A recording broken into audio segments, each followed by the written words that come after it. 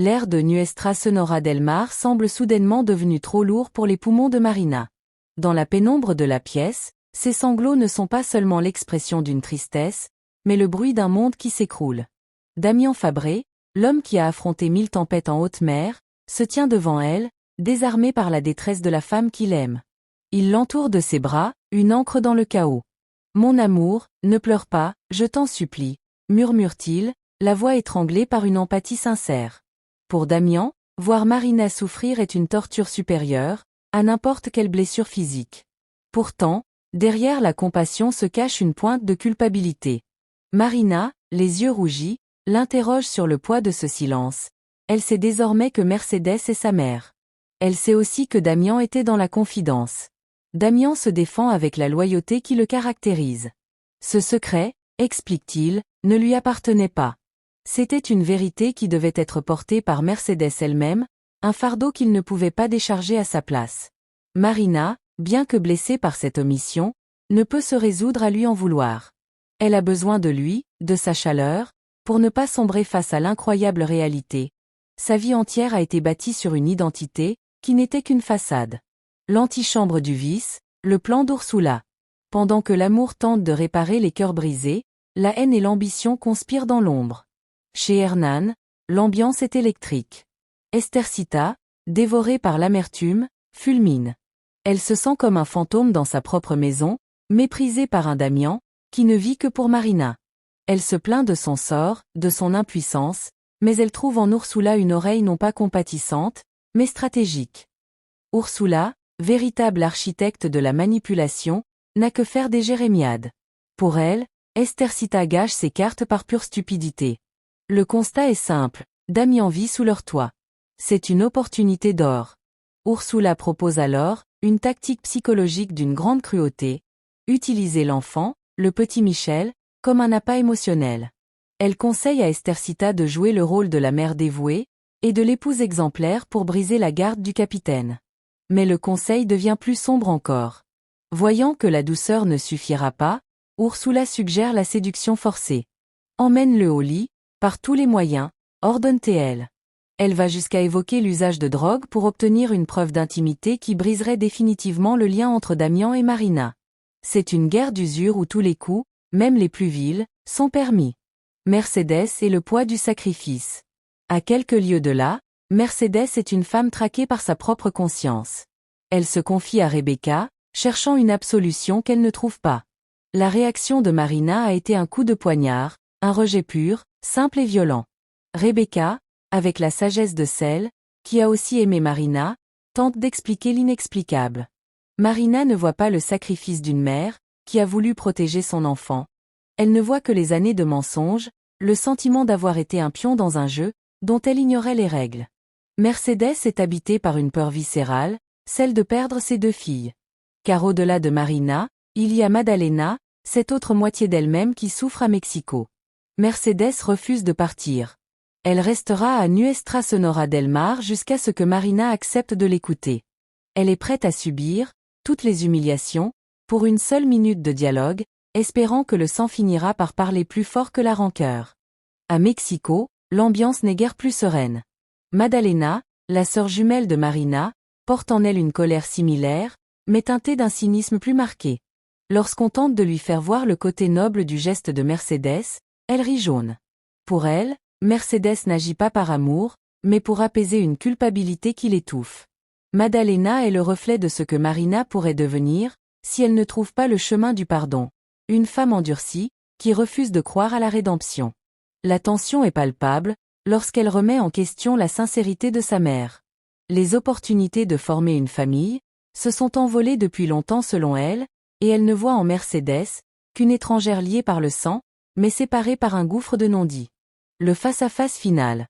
Le point culminant de l'épisode survient lorsque Mercedes, incapable de rester loin de sa fille, force une rencontre avec Marina.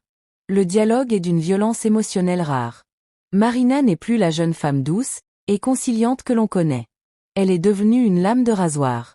Nous n'avons rien à nous dire, lance-t-elle, glaciale.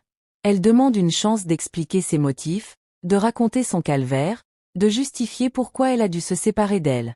Mais Marina est imperméable. Pour elle, Le pardon est une trahison envers elle-même. Elle va jusqu'à renier tout lien affectif, affirmant que seul le travail les lie désormais. La menace est claire. Si Mercedes insiste, la rupture sera totale et définitive.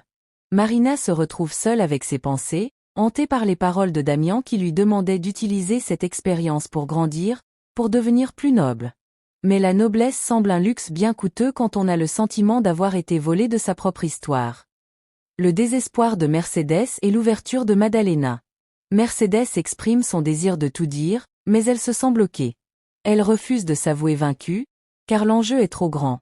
Elle ne veut pas perdre Marina, ni sa sœur. Elle est prête à tout, même si c'est la dernière chose qu'elle fait, pour obtenir leur pardon.